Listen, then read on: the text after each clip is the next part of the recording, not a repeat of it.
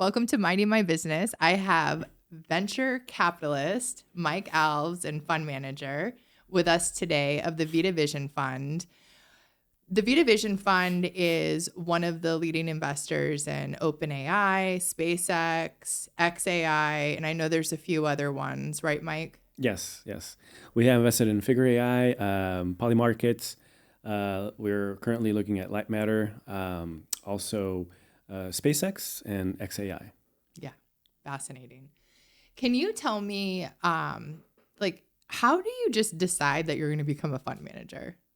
Because I've always had, I don't know if this is still my dream and it's just a random one that I always had. I always thought I would be a venture capitalist. And I always thought I was going to have my own fund and I was going to invest in companies. And then, throughout my career, I've been very much in that space. I've never had my own fund, but I do a lot with startups and growing them and IPOs. And then I was like, wait, I don't know if I want to be a VC anymore. So I'm really curious, what made you to be like, oh, I want to be a fund manager. I want to be a VC. Yeah, great question. Well, actually, it was not my dream. In fact, I knew exactly what I wanted to be when I was 14 years old. What? When I read this book called What They Don't Teach You at Harvard Business School by Mark McCormick, I was in the seminary in Portugal, in Europe.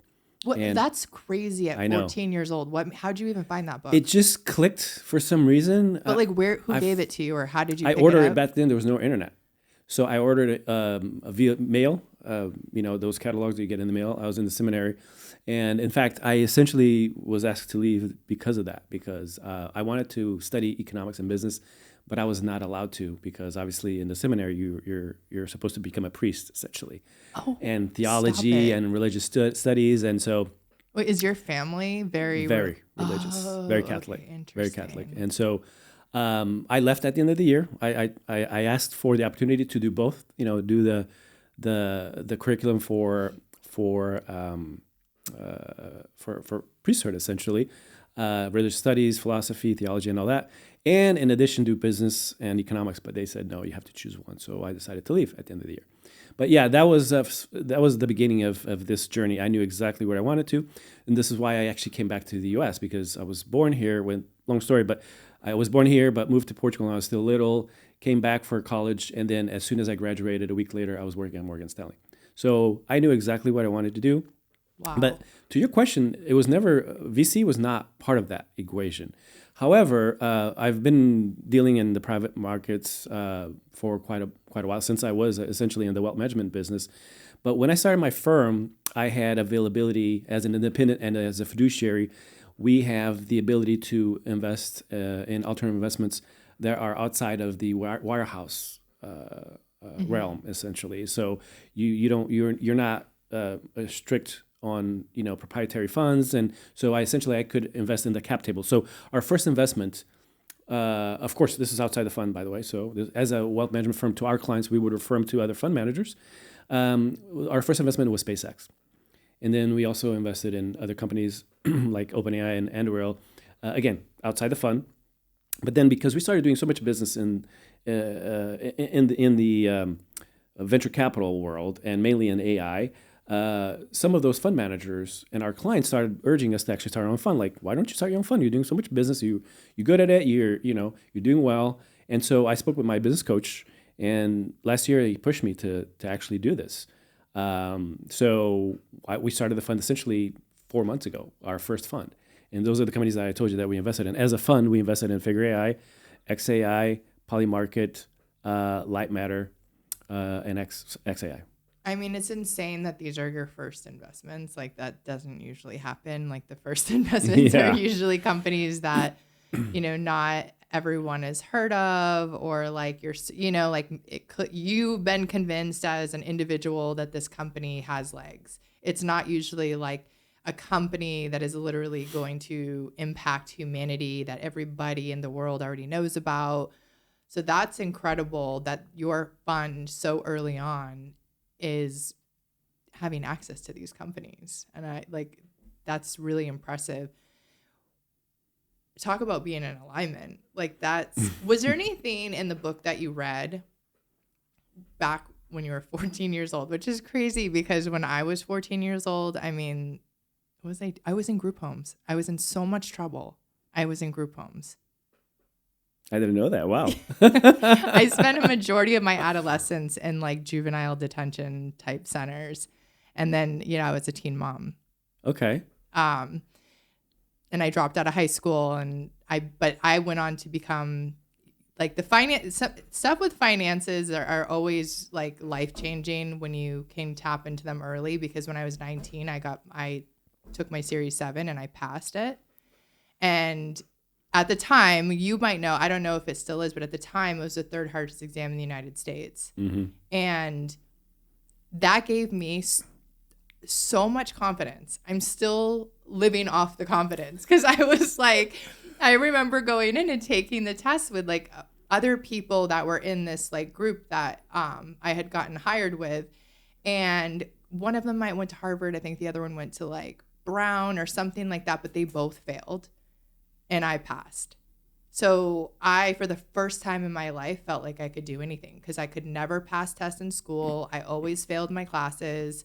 I learned very differently, very, very differently. So even when I was studying for my 7, when they tried to put me into classes or do anything, like it really screwed me up to the point where I was like, I have to only do this on my own. And that's how I learned options and how I learned different things, was just digesting the material myself. So it makes sense why I didn't learn in school.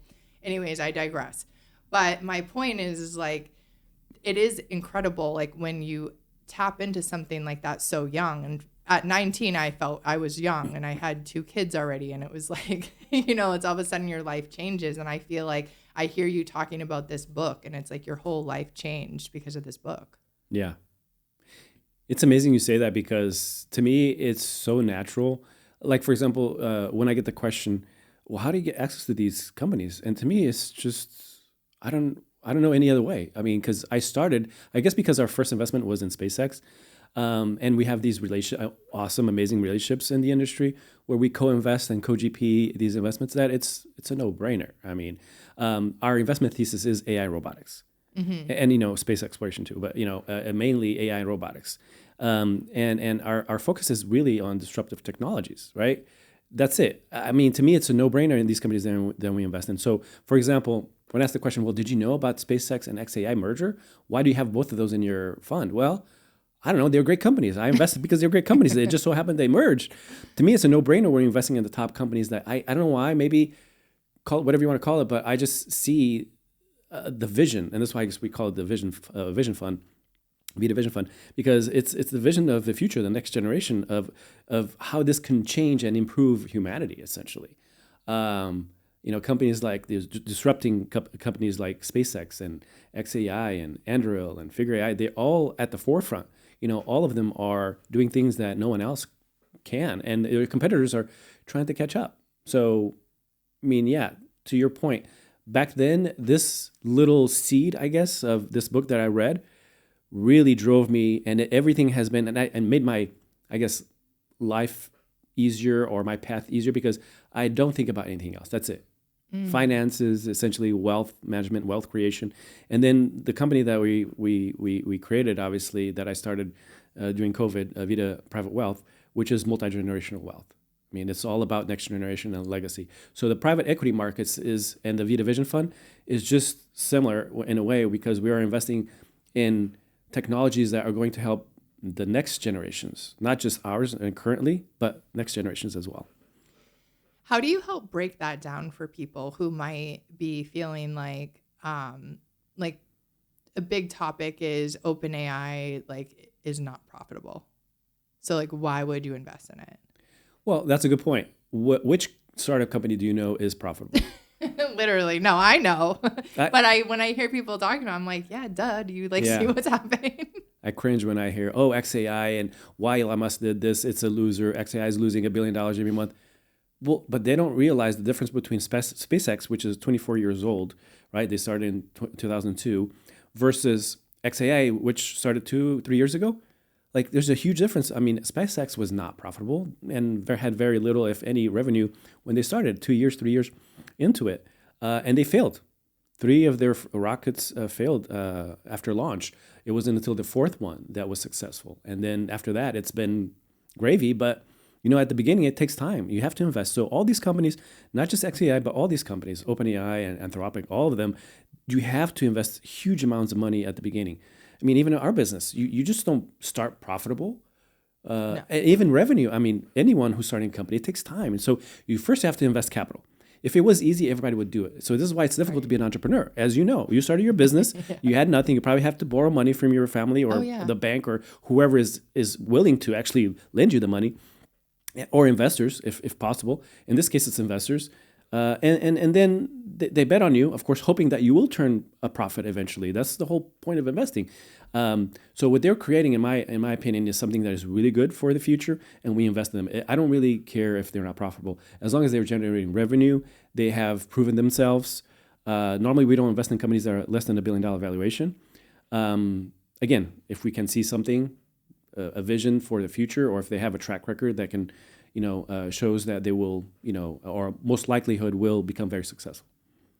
I love that. And I think even some of the things that I think about when we think about AI or OpenAI or even SpaceX is like, people just think it's like a ChatGPT. And it's like, no. Like, we are in a race and we have to come out on top, because this goes all the way from Earth to space. And that trajectory is so important, because if we don't, we can be attacked from space. Like, that's happened. It's going, like you even said, like data centers are going to be being built there. Like, we're starting, it's happening. And AI has so much to do with like, where are we going to land compared to other countries? And I think when we think about companies that are involved in like defense, or I hear things, or I see things online, especially, they're like, you're supporting wars and this and that. And it's like, no. Like, yes, in a way, we're not like supporting wars, but we have to be competitive. Like, we have to, like, what are we going to do? Just like get hit with a nuclear bomb from space or something, like, I might not be saying that right, but do you see what I'm saying? So how do you, like, if you have an investor that's like, oh, I love this, but like, I don't want to invest in like anything that has to do with like war. Mm-hmm.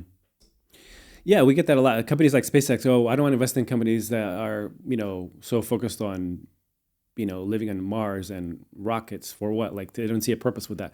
And they don't see like companies like Anduril, which defense, and their purpose, their products is not, everything is remotely unmanned. And by the way, so it's not about, it's actually saving lives of our soldiers, American soldiers, by using those remotely and unmanned products. But also they have surveillance products, that also help with drug trafficking at the borders, human trafficking. So what about that? I mean, that's not talked about. So they want to see only about wars. And yes, they do have, they create, in my opinion, it's not so much weapons, but it's defense, like, for example, anti-missile products, submarines, drones. But it's more to neutralize the enemy. So if you think about it, if your enemy knows that you have powerful weapons, will they mess with you? Probably not. Right. So I think it's just like it's more of a, yes, don't mess with us. We have, technologies that are powerful. And going back to SpaceX, same thing. It's not about rockets. A lot of people still don't understand. I'm glad the Super Bowl ad that they put out there about Starlink, because it was the first ad ever, by the way, that Elon Musk's companies, I don't think any Tesla or any other of his companies ever had an ad, but people need to know about Starlink. It's an amazing product. It's actually bringing at least 2/3 of the revenue for SpaceX, but it's not known. They only think about or talk about the rocket ships, the Falcon 9. And I mean, to be fair, I didn't know as much about Starlink until you educated me. And I do follow this industry pretty closely. So I was even surprised. So I'm glad that they did that too, because I was like, oh, I didn't know. I didn't even know it was accessible like that. Or like and how you would use it. People don't know what it is. And they're actually on airplanes, on pretty much cruise ships everywhere now. You can actually have one and put it in a backpack and travel with it, as long as you have some power. Battery pack, if you will, and go on a mountain. It can save your life if you're stranded.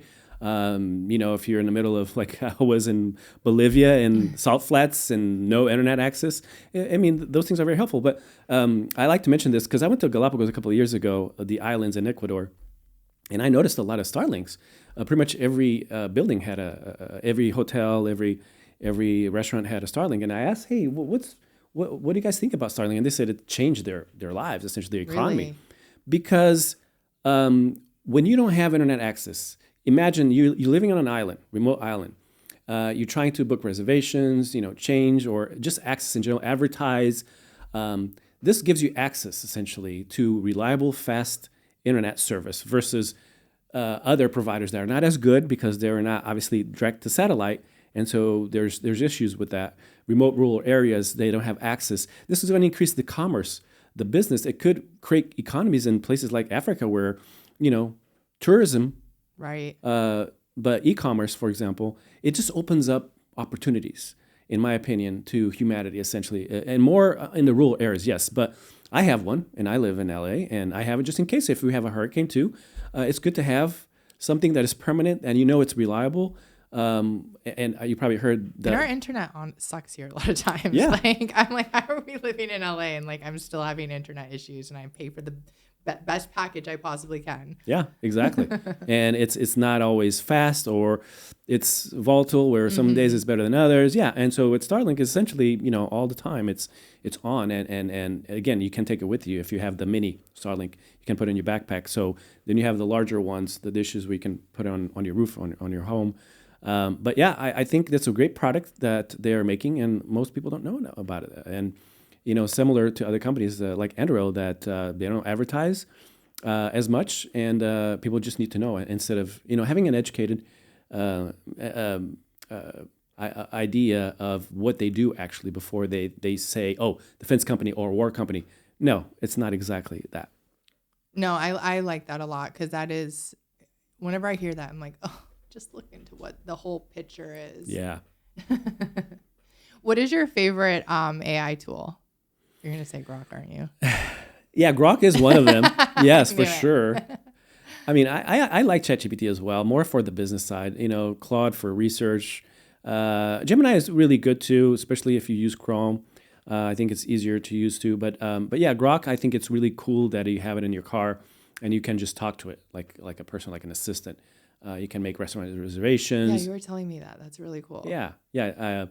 I think mentioned to you my son's birthday. We were going to the restaurant, and I had a bunch of kids in the car, and just say, "Hey, Grok, we want to have some fun on our way to the restaurant. Can you tell some jokes?" And we were cracking up, because just talking and and just like a normal person, it's really, really.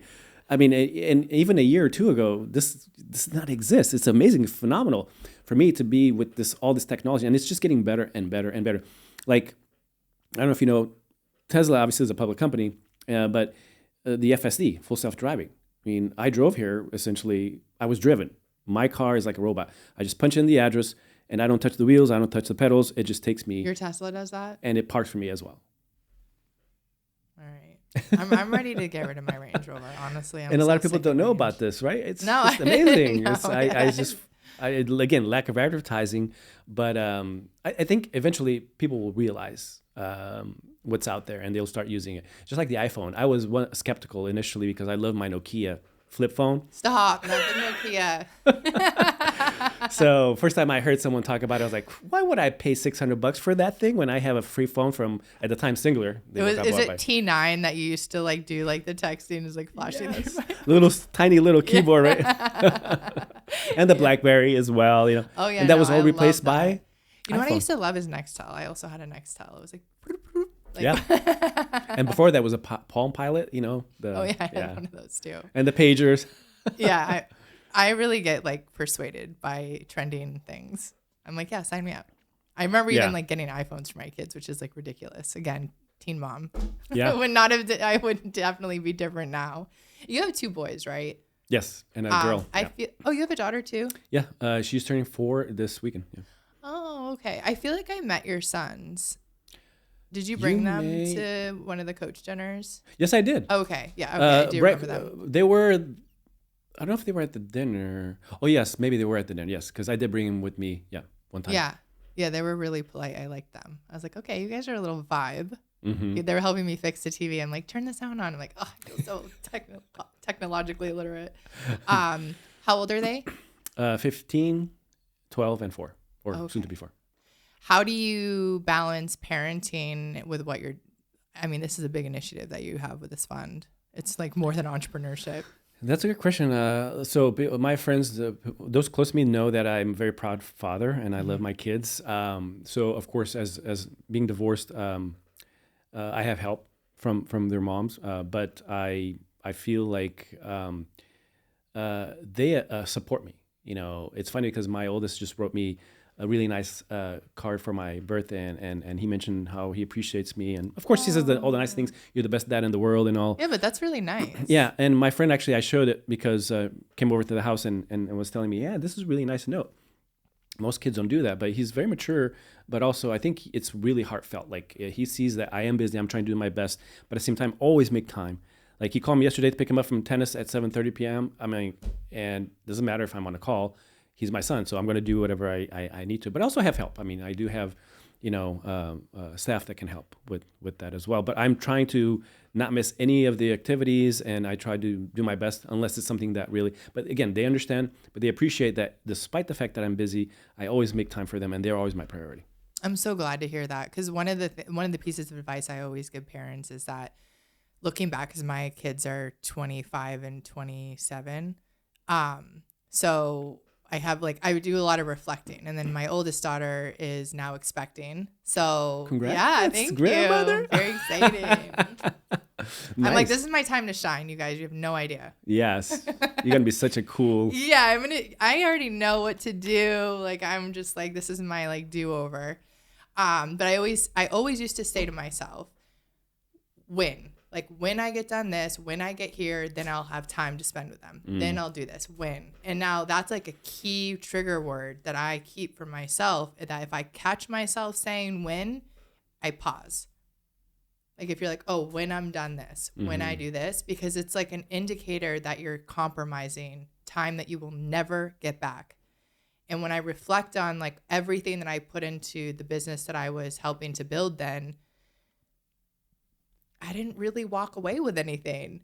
And I lost all the time with my kids, and I can never get that back. And I look at that period of time where it's like all I did was work towards this goal, and I never got there any faster, or like it was like a weird cycle. So I always say, like, if you can find a trigger word for yourself that you find yourself saying over and over, it might not be when, it could be something else, but take that time as like a pause, because when things are in alignment for you, they will happen like this, kind of like your fund. I mean, other fund managers would be able to tell you like, oh, well, I spent 20 years as like, an associate GP, or I had to start off as an LP first. And then, like I couldn't even get my own fund until years and years down the road. And not only did you come right out the gate with it, but then you got access to all these incredible companies. I mean, this is like almost getting access to like Google before Google was Google, like this is huge. So I really believe that like time, you should never compromise time. And I'm definitely like, if we're trying to achieve something, I'm like, no, we're not playing games. Like we're achieving this. Yeah. Like, I'm big on like, I'll pull up if you're not, answering these press opportunities type thing. But do you have any advice that you could share with parents now that you at least have a 15-year-old? Like, you must be reflecting now with your daughter because you've had just enough time. Not enough yet to see like, oh shit, I went wrong there. But yeah. Is there anything? That's a good point, because I've been thinking about this lately a lot. Because now my boys travel with me pretty much everywhere I go. Which is awesome. And I hired my oldest last year to work helping the company. But I'm having these conversations that I didn't realize until one day I was driving them to school in the morning, and we were listening to, I can't remember exactly what it was, Tony Robbins it was, Adam Grant, The Atomic Habits. And so when we came home that evening, he pulled out some trail mix that we have, like nuts, the almonds that have the cranberry, the dry cranberry. Yeah. That comes in a little package that you buy from Trader Joe's.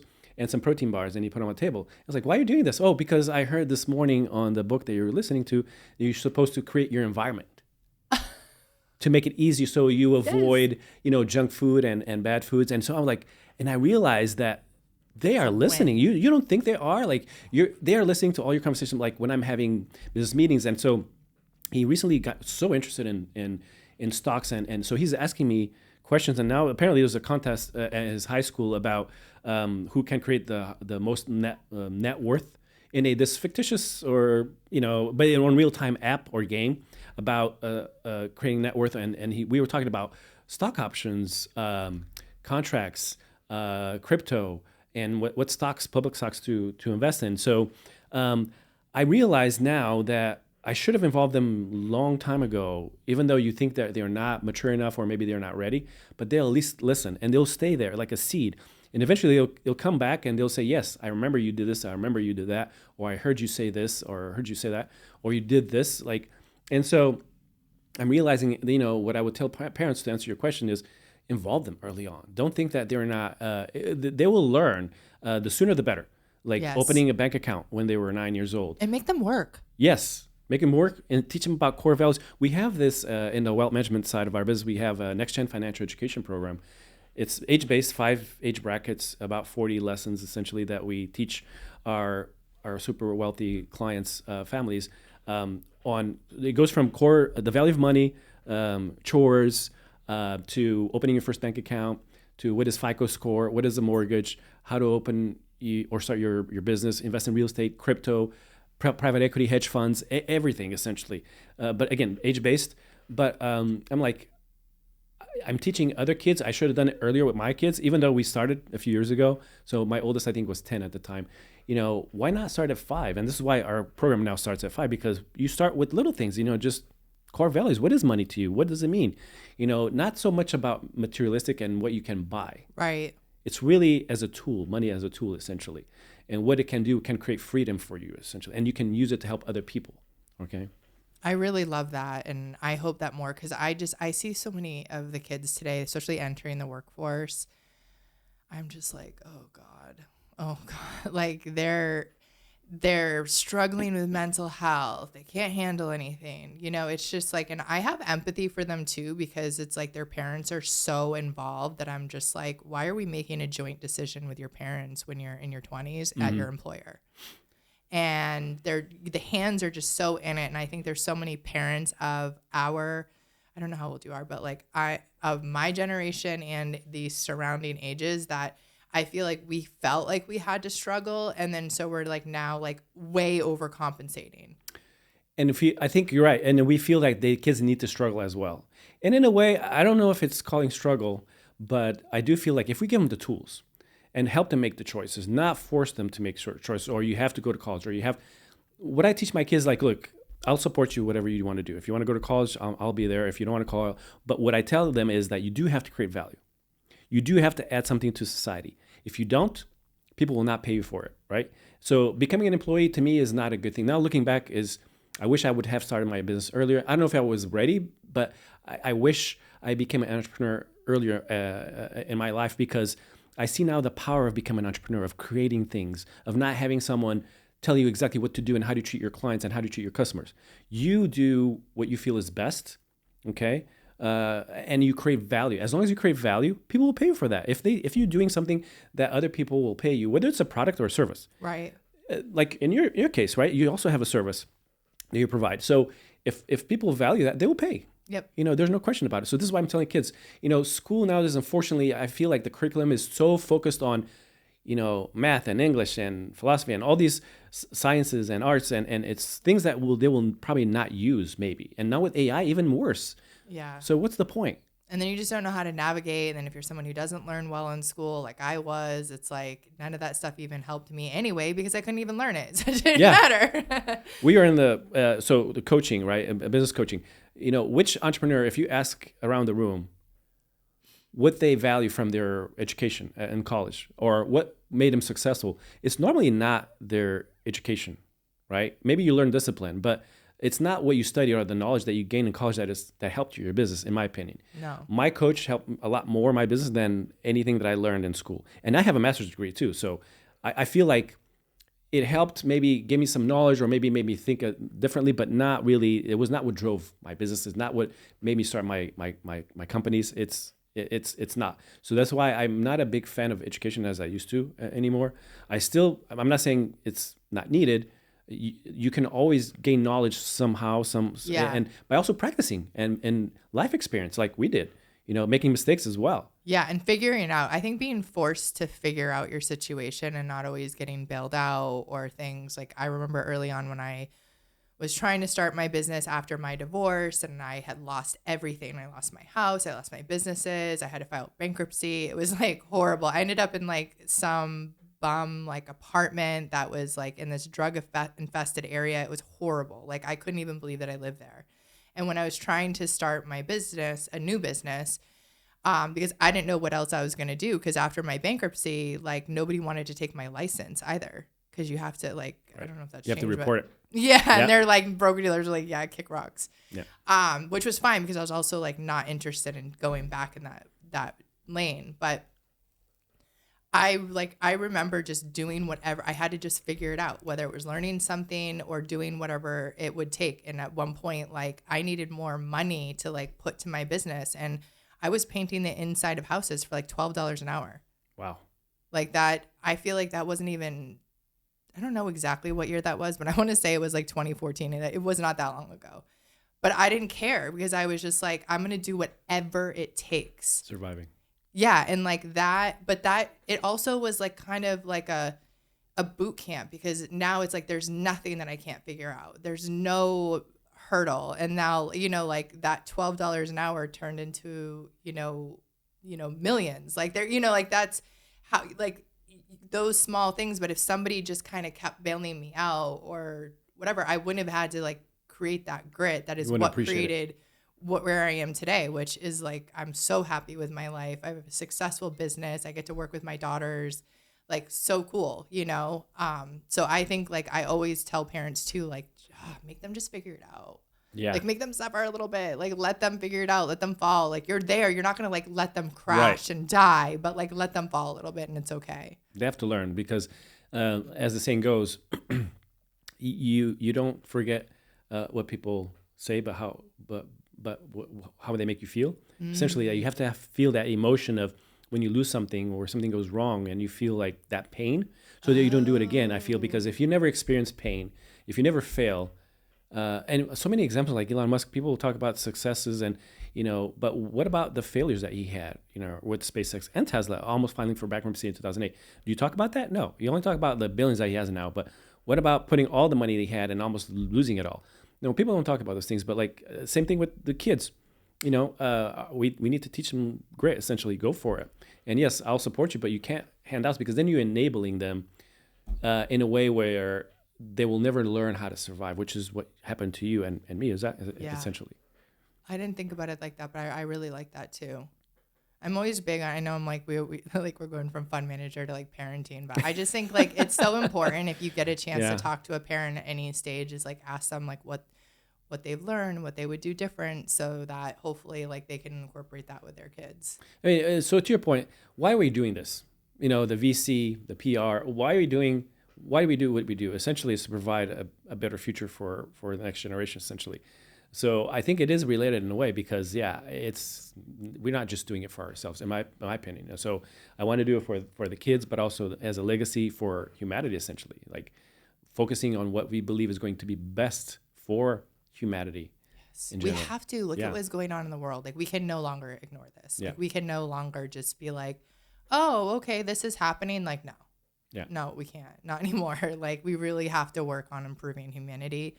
Otherwise, I'm very scared for where our planet is headed. Not even our country, our planet. Yes. And that's why, do you believe and support the whole interplanetary, living in the universe? Now, apparently we're going to have a city in the moon soon in the next 5 years. And then I think in 7, another one in Mars.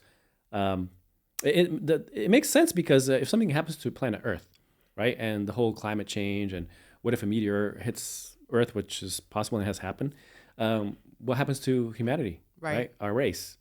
So it's always good to have a backup. I feel like it's a backup. Yeah, no, really. I like a good plan B. Yeah. Well, this was awesome. This is such a great conversation. Thank you so much for taking the time and coming out. And what is the best way for people to reach out to you? Well, you can go on our website. LinkedIn too is one of my favorite ways. What is your website? VitaPW.com. And now we have Vita Vision Fund as well, VVF. And that's VIDAPW.com. Yes. Yeah. Awesome. And sorry, what were you saying after that? Vita Vision Fund, now we created the website as well. Oh, okay. Which I believe is still not live, but VFfund.com. Okay, awesome. Well, thanks, Mike. Thank you, Danielle. Appreciate it. Thank you so much for the invitation.